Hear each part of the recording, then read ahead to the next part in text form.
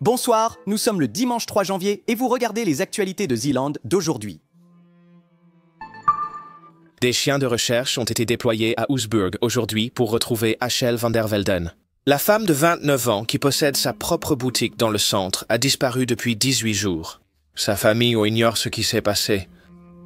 Si vous l'appelez, elle répond. Si vous lui envoyez un message en quelques minutes, vous recevez une réponse où elle vous dit où elle était, mais maintenant, plus rien du tout.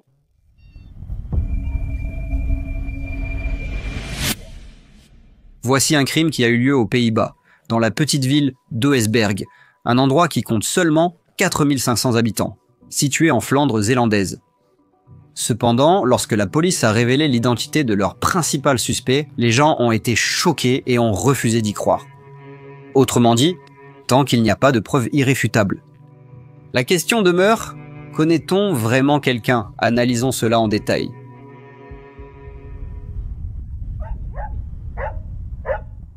Le soir du lundi 14 décembre 2020, Achel van der Velden, âgé de 29 ans, a rendu visite à sa grand-mère. Et ce serait la dernière fois que sa famille la verrait.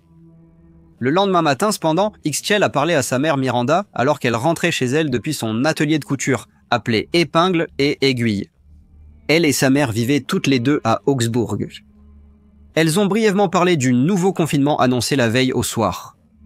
C'était la pandémie de Covid-19 et elle se demandait comment cela pourrait affecter toute leur entreprise et ce serait la dernière fois que sa mère entendrait sa voix. Et ce soir-là, Miranda a reçu un message de Michel, mais quelque chose ne lui semblait pas normal. Michel n'envoyait jamais de message au début. Elle utilisait toujours WhatsApp et là c'était un service de messagerie courte. De plus, la façon dont le message est arrivé ne ressemblait pas du tout à Michel. La formulation sonnait bizarre, avec des mots inhabituels pour sa fille. Le message disait que Michel partait quelques jours avec une amie. Miranda s'est tout de suite méfiée. Quelques jours, juste avant Noël, avec son atelier débordé de travail. Pourquoi maintenant? Où allait-elle et avec quel ami? Ce soir-là, Miranda a commencé à contacter les amis les plus proches d'Achel. Aucun d'entre eux n'avait la moindre idée d'où elle se trouvait, et ils ont également reçu ce même service de messagerie courte étrange. Eux aussi avaient essayé de la contacter, sans succès. Miranda s'est rendue chez sa fille. Ce qu'elle y a trouvé n'a fait qu'aggraver son inquiétude. La maison était vide, à l'exception de Harvey, le chat bien-aimé de Michel qui avait été laissé sans nourriture ni eau. Il n'y avait aucun signe d'un sac préparé, et tous ses vêtements étaient encore dans le placard. Le frère de Michel s'est connecté à son compte Facebook, espérant trouver des indices, peut-être un nouvel ami, ou toute indication de projet de voyage. Mais tout comme chez elle, sa présence en ligne ne montrait rien d'inhabituel. Le jour suivant, Miranda a signalé la disparition de sa fille à la police. Mais comme Shell était adulte et n'était partie que depuis peu de temps, la police a d'abord refusé d'agir. La famille a souligné un problème. Ils ont dénoncé le fait qu'elle n'envoyait jamais de service de messagerie courte, qu'elle n'aurait jamais laissé son chat sans nourriture ni eau, et que rien n'avait été préparé. Ils ont expliqué que la réalité à laquelle ils étaient confrontés était totalement incohérente avec ce message service de messagerie courte. Pourtant, la police a dit qu'elle ne pouvait rien faire. Les jours passaient sans que la police n'agisse vraiment. Et ce n'est qu'à Noël que les enquêteurs ont finalement lancé une enquête officielle. La famille d'Achel a débuté sa propre enquête sans attendre la police. Ils ont commencé par rendre visite à l'une des amies les plus proches d'Achel, espérant obtenir des réponses. Sandra Helmans, une Belge de 44 ans. Sandra avait récemment ouvert une boutique spirituelle appelée la Petite Maison Spirituelle Lotus en mai 2020 à seulement 2 portes de l'atelier de couture d'Achel. Les deux femmes sont très proches. Elles se parlaient tous les jours, s'offrant mutuellement du soutien en tant qu'entrepreneuses. Lorsque la famille est entrée dans la boutique, elle a été accueillie par un parfum familier d'encens sucré. La boutique était remplie de livres et d'objets liés à la magie noire. Sandra les a salués et semblait aussi inquiète qu'eux. Elle affirmait ne rien savoir sur la localisation d'Achel et exprimait une profonde inquiétude quant à sa disparition, ce qui était cohérent avec tous ses autres amis. Elle a ensuite proposé d'aider aux recherches. Dans les semaines qui ont suivi, Sandra était très active sur les réseaux sociaux, partageant chaque mise à jour concernant l'affaire d'Achel et suppliant la communauté de l'aider. Elle a aussi pris part directement à certaines recherches de la communauté dans la région d'Oostburg. Et puis, le 23 décembre, la police a finalement lancé un appel public. Ils ont diffusé des informations sur le statut de personnes disparues d'Eichel dans les commissariats de police à travers les Pays-Bas et l'ont ajouté à la base de données nationale des personnes disparues. Pourtant, il n'y a eu aucun réel progrès, jusqu'à ce que les détectives s'impliquent. Puis, l'année suivante, le 1er janvier, la famille a commencé la nouvelle année en allant plus loin, en rendant l'affaire aussi publique que possible, sur les réseaux sociaux, les sites communautaires, afin d'attirer le plus d'attention possible sur cette affaire. Finalement, l'un de leurs messages a attiré l'attention nationale, non seulement de la communauté locale, mais de tout le pays. Avec la pression qui montait, les enquêteurs locaux et la police ont dû montrer qu'ils prenaient en cela au sérieux. Ils ont finalement reconnu que rien ne laissait penser qu'elle était partie volontairement et l'ensemble du scénario, ainsi que le message suspect, comme mentionné précédemment, montrait qu'il s'agissait probablement d'un acte criminel. Au fil de l'enquête, une révélation choquante capta l'attention générale. Ixchel était impliqué dans un triangle amoureux avec sa meilleure amie Sandra et son mari Félix. Plusieurs amis d'Ixchel ont confirmé cela à la police. Selon eux, Sandra et Ixchel étaient devenues très proches. À un moment donné, elles ont toutes les deux admis qu'elles étaient attirées par les hommes et les femmes. Alors qu'Ixchel avait déjà de l'expérience avec des femmes, Sandra a exprimé le désir d'explorer ce côté-là avec Ixchel. Sandra a même suggéré que son mari Félix soit présent pour cette première rencontre intime. Cela a finalement conduit à un plan à 3 à la fin du mois de novembre 2020.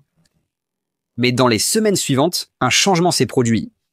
Félix et Michel ont développé une attirance mutuelle et ils voulaient explorer leurs sentiments plus en profondeur. Félix a dit à Sandra qu'il voulait mettre fin à leur relation. La police s'est concentrée sur Félix. Félix vivait avec Sandra et leurs 6 enfants dans le village voisin de Zeeland, Hardenberg. Il a confirmé que lui aussi avait reçu ces messages étranges de Michel autour de la période où elle a disparu. En fait, le 14 décembre, la veille de la disparition de Michel, à 7h du matin, elle envoyait à Félix des messages doux et affectueux. Selon Félix, ils avaient prévu de se retrouver à Kenoki ce jour-là. Et, plus tard, ils sont allés à Blackenberg pour récupérer les enfants de Félix à la garderie. D'après Félix, cela a fini par être leur dernier jour ensemble. Le lendemain matin, leurs messages WhatsApp continuaient d'affluer. Des promesses, des engagements. À 18h29 ce soir-là, tout a changé. Félix a reçu un service de messagerie courte, mais pas via WhatsApp. Le texto disait « Salut chérie, tu as eu mon message ? J'ai des problèmes avec WhatsApp, le Wi-Fi ne marche plus. » Puis, soudain, un demi-tour complet. « C'est trop pour moi. Désolé, je veux qu'on se sépare. On a passé de bons moments, mais je veux retrouver ma vie, ailleurs. » Félix était stupéfait. Dans un autre message, Michel a dit qu'elle était à Brida avec une amie. Je ne sais pas quand je reviendrai. Et ensuite, je pars pour l'Indonésie avec une amie dans environ 1 mois. J'ai besoin de temps pour moi. Félix, confus et blessé, essayait de comprendre. Mais il a respecté ses souhaits. Le 16 décembre, à 15h51, un dernier message. Je vais bien, ne t'inquiète pas. C'est peut-être ma dernière application. Je vais bientôt prendre une autre carte SIM, et puis le silence. Félix a dit aux enquêteurs qu'à partir du moment où ces messages ont commencé et qu'il n'obtenait aucune réponse à ce qu'il envoyait, il a su que quelque chose n'allait pas. C'était dans une coquille. Il s'est également confié au sujet de Sandra, sa compagne, la mère de ses enfants. Les choses étaient tendues avec Sandra. Leur relation était bonne auparavant, mais ces dernières années ont été dures. Sandra n'est pas une femme facile. Elle joue toujours la victime, me laissant élever les enfants seule, ne faisant que ce qu'elle a toujours voulu. Juste l'année avant que la famille ne déménage à Hardenburg, Sandra avait voulu ouvrir une boutique spirituelle aux Pays-Bas. Le mardi 9 février, alors que la famille et les amis poursuivaient encore presque quotidiennement leurs propres recherches, l'équipe d'enquête a lancé plusieurs fouilles officielles. Une dans l'atelier d'Ichel, une dans la boutique spirituelle de Sandra et une au domicile de Sandra qu'elle partageait avec son mari et ses enfants. Alors que Sandra a permis à la police de fouiller sa boutique sans objection, sa boutique, la petite maison spirituelle Lotus, n'a rien révélé d'inhabituel. Mais il y avait une chose qui ne collait pas. Avait toujours insisté sur le fait que la dernière fois qu'elle avait vu une coquille, c'était le lundi 14 décembre. Cependant, cela contredisait une photo trouvée sur son téléphone, une photo qu'elle avait supprimée, mais que les experts en informatique de la police ont pu récupérer. La photo, prise le mardi 15 décembre à exactement 13h01, montrait une coquille à l'intérieur de la boutique de Sandra. Plus précisément, elle était en train de saisir le code pour déverrouiller son téléphone à l'intérieur de la cuisine de Sandra. Pourquoi Sandra mentirait-elle sur la date? Et quelle photo amusante de Michel déverrouillant son téléphone dans la cuisine de Sandra?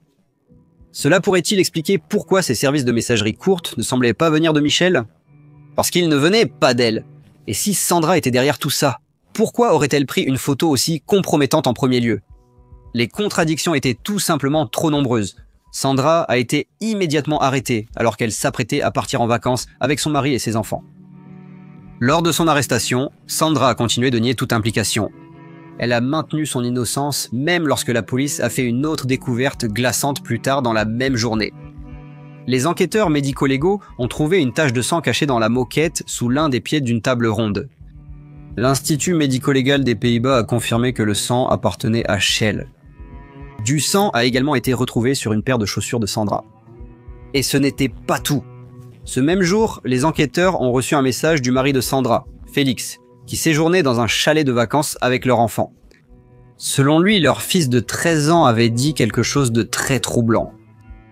Quelques semaines plus tôt, le garçon se souvenait que, lorsqu'il neigeait beaucoup, sa mère lui avait demandé de l'aider à soulever un colis lourd du garage jusqu'à une voiture Peugeot.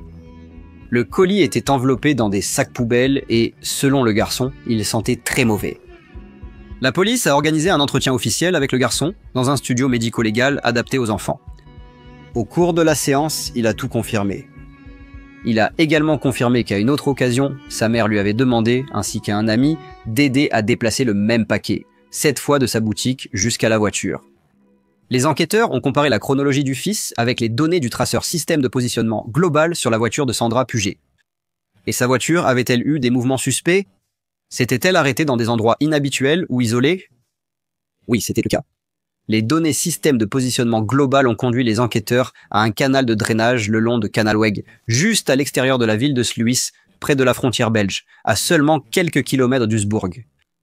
Le matin du 16 février, des membres de l'équipe nationale de recherche sous-marine de la police ont mené une vaste opération de recherche dans la zone. Un sac poubelle a finalement été retrouvé dans les roseaux. À l'intérieur se trouvaient les premiers restes d'Ichel Van de Velde. Au cours des semaines suivantes, la police a mené plusieurs autres fouilles. Finalement, ils ont pu récupérer tout le corps qui avait été démembré en 9 morceaux distincts. Le 20 février, un médecin légiste a examiné les restes. La conclusion, une coquille avait été étranglée et le démembrement a eu lieu après la mort. Les outils utilisés étaient probablement une scie électrique et une hache. Étrangement, la chronologie médico-légale suggérait que les parties du corps avaient été placées dans l'eau plus récemment que la disparition initiale de la coquille, ce qui soulevait des questions sur l'endroit où les restes avaient été conservés entre-temps. Plus tard, le téléphone d'Ichel a également été retrouvé sous un pont. L'appareil était resté immergé pendant environ 10 mois. Pourtant, les spécialistes de l'Institut médico-légal des Pays-Bas ont tout de même réussi à en extraire des données exploitables. Dans la semaine après l'arrestation de Sandra, elle a subi 4 interrogatoires. Au cours de ces séances, elle a principalement nié les accusations et est restée silencieuse. Il a été noté que Sandra est une femme petite et frêle, mesurant 1,60 m. Elle est presque une tête plus petite que Michel et au moins 20 kilos plus légère. Elle parlait remarquablement lentement, comme si elle pesait chaque mot au moins 18 fois avant de le prononcer. Lors de certains de ces interrogatoires par la police, elle restait assise en silence pendant 2 ou 3 minutes d'affilée, si longtemps qu'on finissait par se demander « A-t-elle seulement entendu la question ? Est-ce qu'elle est encore là ?»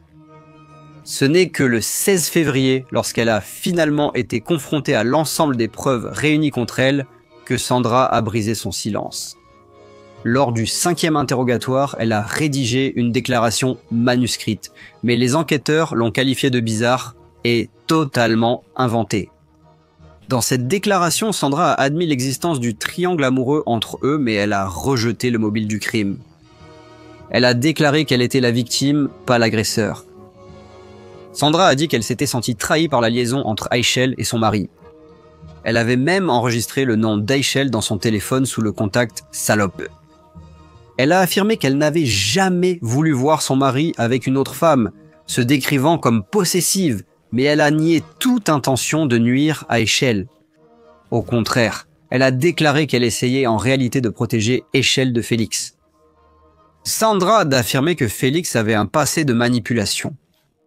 Elle a dit à la police qu'elle avait prévenu Eichel que Félix essaierait de la mettre enceinte, puis utiliserait l'enfant comme moyen de pression, la piégeant dans la relation, tout comme il l'aurait fait avec elle des années auparavant.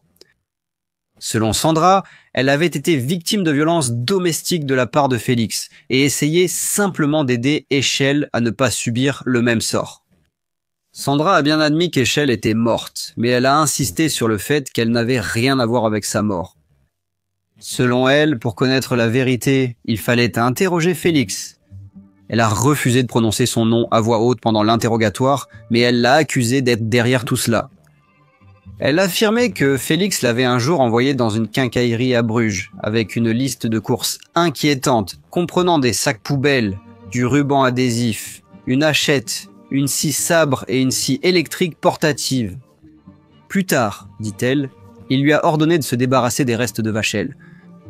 Les enquêteurs ont examiné en profondeur la possible implication de Félix et n'ont trouvé aucune preuve pour étayer ces affirmations. Oui, Sandra s'était rendue dans ce magasin de bricolage. Oui, elle avait acheté chaque article de cette liste et même un désodorisant d'arbre central qui devrait clairement être visible suspendu au rétroviseur de la voiture sur les images de la caméra reconnaissance automatique des plaques d'immatriculation. Mais rien n'indiquait que Félix l'avait envoyé. En fait, il n'était même pas à Ousbourg le jour de la disparition de Vichel. Il avait travaillé toute la journée en Belgique. Les relevés téléphoniques, les journaux systèmes de positionnement global et les feuilles de temps de son employeur ont confirmé son alibi. Les enquêteurs ont également examiné ces messages, textes échangés avec Vichel. Ils montraient le portrait complet d'un homme profondément amoureux, quelqu'un sans mobile apparent et sans opportunité de commettre le crime. Mais Sandra était implacable. Mais la déclaration a été rejetée comme non crédible. Sandra s'est à nouveau retirée de l'interrogatoire. Elle a dit à la police qu'elle ne parlerait plus jusqu'à la fin de l'enquête. Jusque-là, elle est restée silencieuse. Mais ce silence ne durerait pas. Ce n'est que le 14 avril 2022, près d'un an et demi après la disparition d'Eichel, que Sandra a finalement avoué. Elle a admis qu'elle, et elle seule, était responsable de la mort d'Eichel, mais elle a affirmé que c'était un accident. Selon Sandra, le matin du 15 décembre 2020, une conversation dans la cuisine de sa boutique a dégénéré en dispute à propos du triangle amoureux qui se formait. Les choses sont devenues physiques. Une bousculade, a-t-elle dit. Eichel serait tombé, se cognant la tête contre le radiateur. Quand Eichel s'est effondré, en sang et peinant à respirer, Sandra a paniqué. Au lieu d'appeler à l'aide, Sandra a affirmé avoir serré la gorge d'Eichel, de peur de tout perdre. Elle a déplacé le corps inconscient d'Eichel dans la cabine d'essayage de sa boutique, l'a recouvert de boîtes et a brûlé de grandes quantités d'encens pour masquer toute odeur. Incroyablement, le corps d'Eichel se trouvait encore dans le magasin lorsque sa famille a rendu visite à Sandra quelques jours plus tard pour s'enquérir de sa disparition.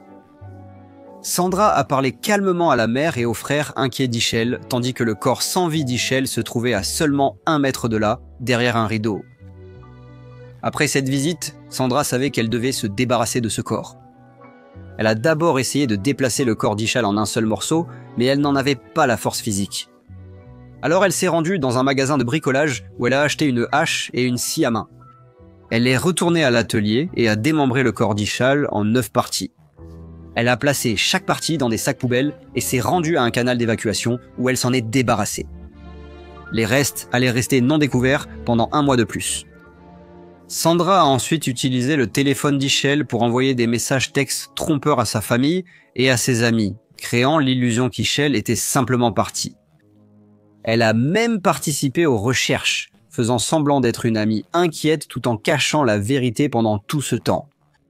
Alors, que s'est-il vraiment passé ? Les enquêteurs n'ont pas été convaincus par l'histoire de Sandra. Ils ne croyaient pas qu'Eichel se soit cogné la tête contre un radiateur, ni que sa mort soit accidentelle. Après tout, quand on panique, on compose le 112, le numéro d'urgence. On n'étrangle pas quelqu'un qui a besoin d'aide. La police scientifique a suggéré qu'une coquille a été frappée à l'œil droit avec un objet lourd, la rendant sans défense. Ensuite, Sandra l'aurait attachée à une chaise avec un tissu. L'incident a probablement eu lieu vers 10 heures. Quelque temps après, elle l'a étranglée. Un témoin s'est également manifesté pour jeter un sérieux doute sur la version des faits de Sandra. Le client avait visité la boutique de Sandra le 15 décembre, le jour du meurtre. Sandra a dit au client qu'elle avait probablement tué quelqu'un et qu'elle allait en prison. Puis le client a perçu des gémissements provenant de l'arrière du magasin. Sandra s'est excusée, est allée à l'arrière et est revenue 1 ou 2 minutes plus tard. Les gémissements s'étaient arrêtés. Cela suggérait qu'Ischel était toujours en vie, probablement blessée, ligotée et cachée quelque part dans le magasin. Sandra a peut-être pris cette décision froide et calculée de mettre fin à sa vie bien après la blessure initiale. Comment Sandra a-t-elle obtenu le code pour déverrouiller le téléphone d'Ischel et envoyer ses services de messagerie courte? Vous vous rappelez de la photo trouvée sur le téléphone de Sandra? Avant le meurtre, Sandra avait secrètement pris une photo d'Ischel pendant qu'elle tapait son code. C'est comme ça qu'elle a pu envoyer ces faux messages qui ont trompé tout le monde, y compris Félix, Miranda et les amis les plus proches d'Ischel. Justice. En novembre 2022, le tribunal a reconnu Sandra Hellman coupable du meurtre de son ami Ischel. La peine correspondait à la demande du procureur. 18 ans de prison. Sandra a également été condamnée à verser près de 200 000 € de dommages et intérêts à la famille d'Ischel. Le tribunal a qualifié la façon dont Sandra a traité les restes de dégradante.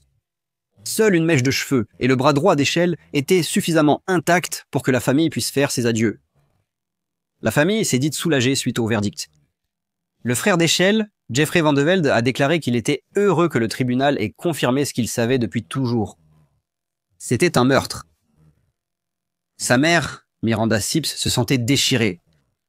Sandra a déposé un dernier recours devant la Cour suprême néerlandaise, mais le 19 février 2025, la Cour a statué qu'elle n'avait aucun motif pour faire appel.